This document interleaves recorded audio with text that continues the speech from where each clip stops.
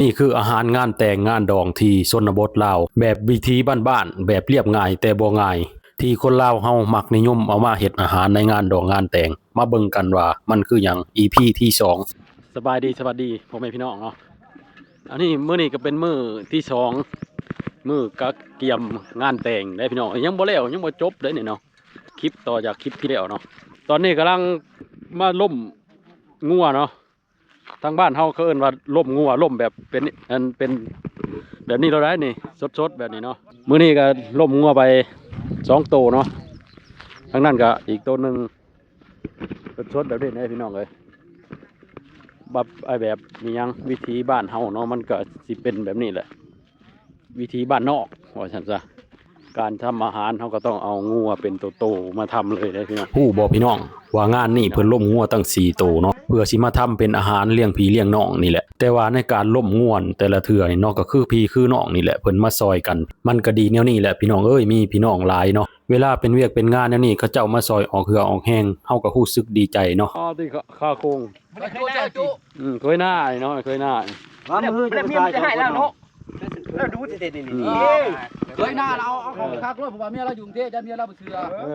นี่เนาะอยู่บ้านนอกเฮาก็สิแบบนี้แหละเวลามาคั่วงัวหรือล่มงัวนี่เพิ่นก็สิถือถ้วยแจ่วและก็ติบข้าวเหนียวเนาะเพื่อสิให้พี่น้องและเคยเพิ่นได้กินก่อนเกลือปิ้นใส่ถ้วยแจ่วเราเข้มเลยแบ่งอีกแน่ไปผมไปทางไหน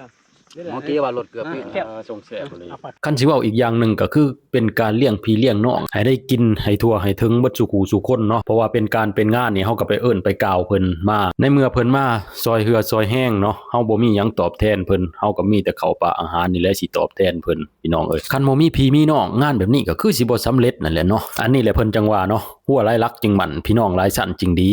ล่มแล้วเฮาได้ศีลเฮาได้เนื้อเฮาก็เอาเข้าไปเฮ็ดอยู่ทางในเนาะตัวนี้ก็ตัวที่2เนาะมื้อนี้ก็ล่มบาทเดียวเลย2โตได้พี่น้องเอ้ยไว้เฮ็ดกินตอนแลงตอนที่เพิ่นมาซุ่มกันตอนแลงเนาะยังอีก2โตเนาะส่วนอีก2โตนั่นเพิ่นสิไว้ล่มตอนตี2พี่น้องไว้เฮ็ดอาหารเพื่อรับแขกมื้ออื่นเช้าเนาะเป็นมื้อผูกคอต่อแขนหรือผูกคอไม้ขอมือครูบ่าวสาวได้บัดนี้พี่น้องเอ้ยพ่อหรือบ่พ่อก็จังว่ากันอีกเทื่อนึงเนาะหวานอยู่ผิดหวานตรงนี้มาตาลได้ซั่นมาตาลอยู่ไสได้เลยยังบ่ว่าเราพุ่นแหละหลาย10 ปีแล้วบ่ได้กินดิบแบบสดๆแล้วได้นี่ค่าโค้งเนาะซอยจุค่าโค้งทั้งฝั่งไทยเอิ้นว่าซอยจุค่าโค้งฝั่งลาวเอิ้นหยังซะที่การบ่ซอยสดๆเลยเนาะ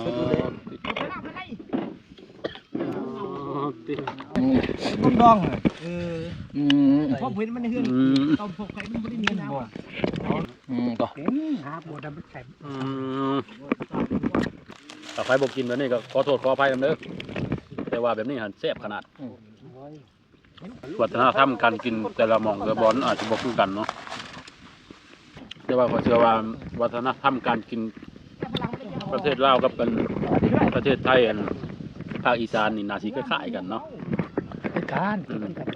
คือกัน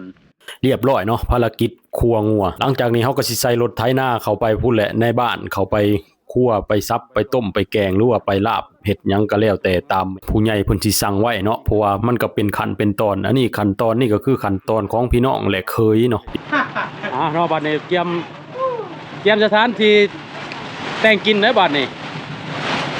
ล่มงัวล่มควายเลี้ยงพี่เลี้ยงน้องงานแต่ง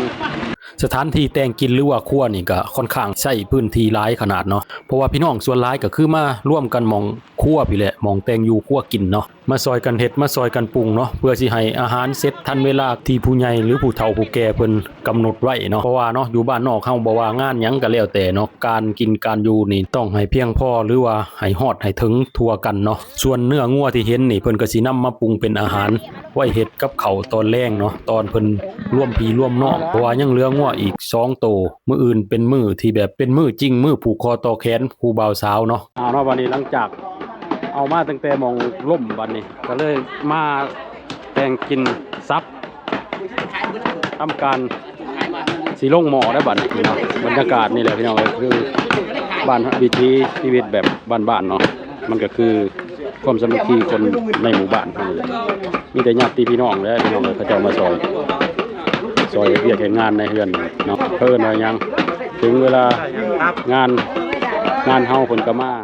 ถึงเวลา ลางานเพิ่นเฮาก็ไปซอยกันเนาะอันนี้ก็ล่มมา2โตเนาะบรรยากาศอันนี้ทั้งบรรยากาศทั้งอันชุ่มเคยชุ่มไผ่ชุ่มผู้ยิ่งเพิ่นก็เป็นคนแต่งกินแต่งคั่วกินเนาะอันนี้เครื่องในนึ่งเขาอันนี้เซฟใหญ่แล้วเนี่ยกำลังปรุง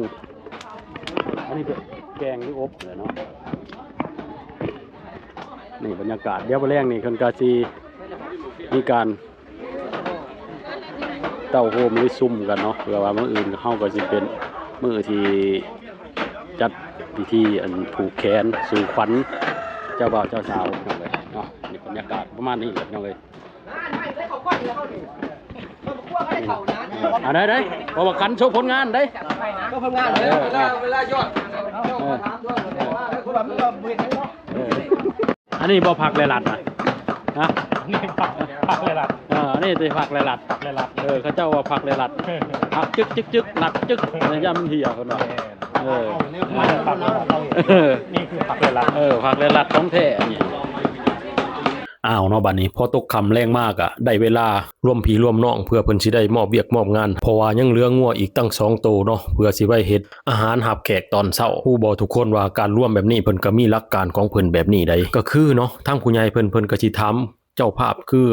ซุ่มข่อยนี่เนาะว่ามีงัวจักโตและก็มีหยังแน่ที่จะมาเฮ็ดอาหารในงานนี่เนาะในเมื่อเพิ่นฮู้แล้วว่าในงานนี่ว่าเจ้าภาพมีหยังแน่เนาะฮู้บ่ว่าเพิ่นก็มีพิธีตามฮีตตามข้องได้พี่น้องเนาะเพิ่นก็ให้ทางเจ้าภาพนี่มีขันยกและก็มีคำกล่าวมอบตามฮีตตามข้องโบราณที่เพิ่นถือมาเนาะหลังจากเจ้าภาพมอบเวียกให้ผู้ใหญ่เพิ่นแล้วเนาะผู้ใหญ่เพิ่นก็สิจัดแต่งคนรับผิดชอบตำแหน่งไผตำแหน่งมันเนาะพี่น้องพังแล้วก็เป็นระบบระเบียบอยู่ได้พี่น้องเอ้ยนี่แหละเนาะเพื่อสิผ่านงานแต่ละงานไปได้มันก็บ่ได้แม่นของง่ายมันต้องใช้ความสามัคคีกันอหลีเนาะนี่บรรยากาศในตอน